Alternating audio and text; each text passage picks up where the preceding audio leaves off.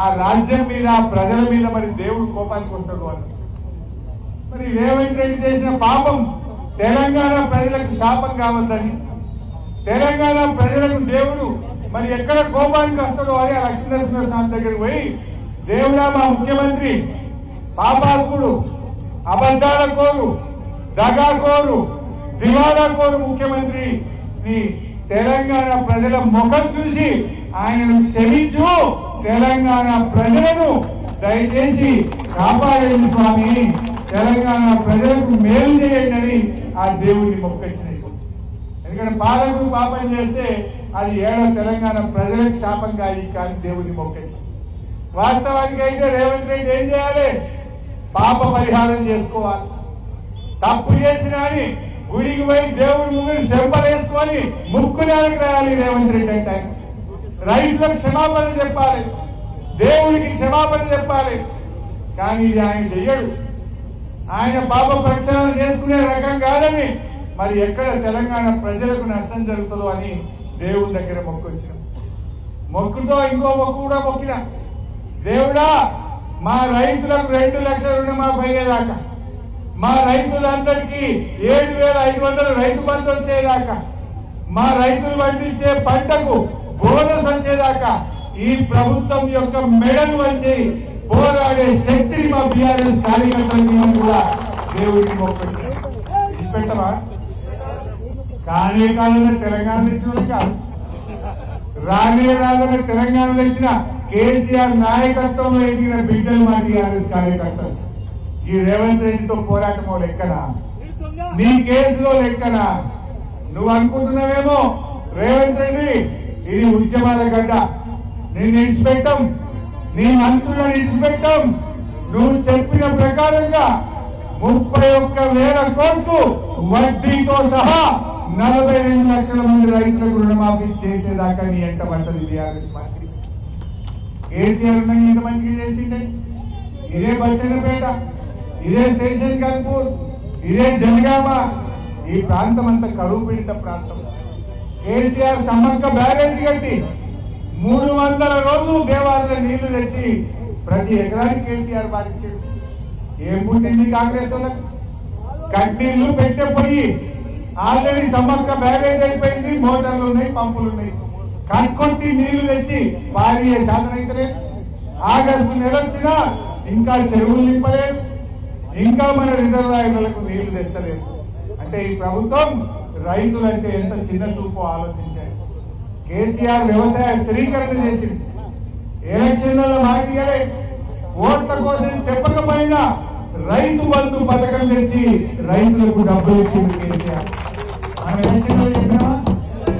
చెప్పకపోయినా 11 విడతల్లో 72,000 కోట్ల రూపాయల రైతు బంధు ఇచ్చిండు మన కేసీఆర్. రైతు బీమా ఇచ్చిండు కేసీఆర్, చెరువులు బాగు చేసిండు కేసీఆర్, చెక్ డ్యాములు కట్టిండు కేసీఆర్, ప్రతి ఎకరానికి నీళ్లు ఇచ్చిండు కేసీఆర్, ప్రతి పండిన పంటను కొన్ని రైతుల్ని కాపాడుకున్నాడు కేసీఆర్. వీళ్ళు వచ్చినాక రైతు భరోసా పాయ్, రుణమాఫీ వార్షికం సగం కూడా కాకపోయే. ఇక మరి బోనస్ బోగస్ అయిపోయింది. బోనస్ ఏమంటారు ఇప్పుడు? సన్నాలకు మాత్రమే ఇస్తారు. సన్నాలు పడతాయి జనగాంలో రూపాయికి 90 పైసలు దొడ్డు పడతాయి మన దగ్గర.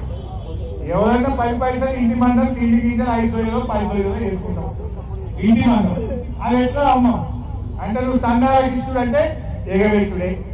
ఇది రైతులను మోసం చేయడమే. ఎవరిని మోసం చేయలేదే? నిరుద్యోగులకు 2 లక్షల ఉద్యోగాలు ఏడాది ఇస్తా అన్నాడా? ఇప్పుడు 9 నెలలు అయింది. ఇక ఉన్నది 3 నెలలు అయింది. 9 నెలలు అయింది, ఇక 3 నెలలే ఉన్నది. ఏమైంది? జాబ్ క్యాలెండర్ ఏమైంది? 2 లక్షల ఉద్యోగాలు ఏమైనాయి? మొన్న మేము అసెంబ్లీలో అడిగినాం, పట్టుబడితే ఏక జాబ్ క్యాలెండర్ చెప్తాం అన్నారు. ఎట్లా చెప్పిందంటే డిప్యూటీ సీఎం లోపలికి వచ్చిండు, ఇది జాబ్ క్యాలెండర్ అని బడబడబడ చదివిండు, కాగితం కింద పెట్టి మళ్ళీ ఇద్దరు తిరగకుండా ఊరుకుడే అరే మేము మాట్లాడతామయ్యా, మైకి అయ్యా, నీ జాబ్ క్యాలెండర్ సంగతి ఏందో, నీ బట్టలు ఇస్తామయ్యా అంటే గవర్నమెంట్ మాకు మైకి జాబ్ క్యాలెండర్ మీద చర్చలేదు అంటారు. ఇచ్చేది నిజమైతే చర్చకు భయం ఎందుకని? నువ్వు 2 లక్షల ఉద్యోగాలు ఇచ్చేదే నిజమైతే అసెంబ్లీలో చర్చకు ఎందుకు భయపడ్డావు? ఎందుకు వెన్ను చూపి పారిపోయినావు? అసలు అందులో ఎన్ని ఉద్యోగాలు లేవు, ఎప్పటిలోగా ఇస్తారో లేదు. 4 లైన్లు చదివిండు, ఒకటే ఉడుకుడి. జాబ్ క్యాలెండర్ బోగస్, నిరుద్యోగ భృతి బోగస్, 4000 పింఛన్ బోగస్, తులం బంగారం బోగస్. ఏ ఒక్కటన్నా పట్టించుకున్నారు? ఒక్కటన్నా నిజమైందా? ఏ ఒక్క హామీ అన్న అమలైందా? ఎన్నికల ముందు నమ్మబలికిండ్రు, కాళ్ళేళ్ళ పడ్డారు, గద్దె మోసం చేస్తున్నారు. అయితే మనం వదిలిపెట్టేది లేదు. బీఆర్ఎస్ కార్యకర్తల్ని కూడా అక్కడక్కడ ఇబ్బంది పెడుతున్నారు. నేను పోలీస్ అధికారులను కూడా హెచ్చరిస్తా ఉన్నా. ఇవాళ మా తుంగతుర్తిలో మా ఎమ్మెల్యే, మాజీ ఎమ్మెల్యే మీద, మా కార్యకర్తల మీద దాడి చేయించింది. మా ధర్నాను భగ్నం చేసే ప్రయత్నం చేసింది. మా కార్యకర్తల మీద అక్రమ కేసులు పెట్టుంది. ఏం రేవంత్ రెడ్డి సర్కార్ పర్మనెంట్ అనుకుంటురా? బిడ్డ అందరి వివరాలు రాసి పెట్టుకున్నాం. మా వాళ్ళని ఎక్కడ మా కార్యకర్తలు ఇబ్బంది పెట్టినా తగిన మూల్యం చెల్లించుకోవడం తప్పదు, జాగ్రత్త అని చెప్పి నేను పోలీస్ అధికారులను హెచ్చరిస్తా ఉన్నా. ధర్మ ప్రకారం, చట్టం ప్రకారం నడవండి. కానీ ఈ అధికార పార్టీకి అడుగులకు మడుగులెత్తి అక్రమంగా మా కార్యకర్తలు తెరువు వస్తే ఖబర్దారని చెప్పి కూడా ఈ సందర్భంగా హెచ్చరిస్తా ఉన్నాం. ఇదే జనగామ ఎన్నిసార్లు కొట్టాలి మనం తెలంగాణ ఉద్యమంలో? తెలంగాణ ఉద్యమంలో ఇదే జనగామ చౌరస్తాలో చాలా సార్లు అరెస్ట్ అయ్యారు. దాన్ని తీసుకుపోయి బచ్చన్నపేట పోలీస్ స్టేషన్ లో పెట్టారు. మీరందరూ ఉరికొచ్చింది దానికి ఆ రోజు. కానీ తెలంగాణ ఉద్యమంలో కూడా ఇంత అణచివేత చూడలేదు. రేవంత్ రెడ్డి ప్రభుత్వం ఆ రకంగా అణచివేస్తున్నారు. రుణమాఫీ కాలేదని అడగడం కూడా నేరమేనట. రుణమాఫీ కోసం ధర్నాకు పోతామంటే రైతులకు నోటీసులు ఇస్తారట. రుణమాఫీకి పోయే రైతులను అడ్డం నిలబడి మీరు ధర్నాకు పోవద్దని పోలీసులే ఆపుతారట. ఈ రకంగా కాంగ్రెస్ పార్టీ చెప్పిందేమో ప్రజాపాలన, చెప్పిందేమో ఇందిరమ్మ రాజ్యం. మరి ప్రజాపాలనలో నిరసన చెప్పే హక్కు ఉండదా? నువ్వు చేసిన మోసాన్ని ప్రశ్నించే హక్కు ఉండదా? నీ దగాకోరు తరాన్ని ఎండగట్టే అవకాశం ప్రజాస్వామ్యంలో ఉండదా అని నేను రేవంత్ రెడ్డిని అడుగుతా ఉన్నా. ఇవన్నీ కూడా ఇలా ఒకటి ప్రజలకు అర్థమవుతుంది. మాటలు మాత్రమే ఉన్నాయి తప్ప చేతల్లో కాంగ్రెస్ పార్టీ ఇలా మోసం చేసిందని ప్రజలకు ఇప్పుడిప్పుడే అర్థమవుతుంది. ఆ రోజు మనం ఎల్ఆర్ఎస్ తెస్తే ఎల్ఆర్ఎస్ వద్దు అన్నారు. అబ్బా ఎల్ఆర్ఎస్ వ్యక్తి రైతుల దగ్గర, ప్రజల దగ్గర డబ్బులు వసూలు చేస్తారా అన్నారు. ఇప్పుడు ఏమంటుండు ముఖ్యమంత్రి?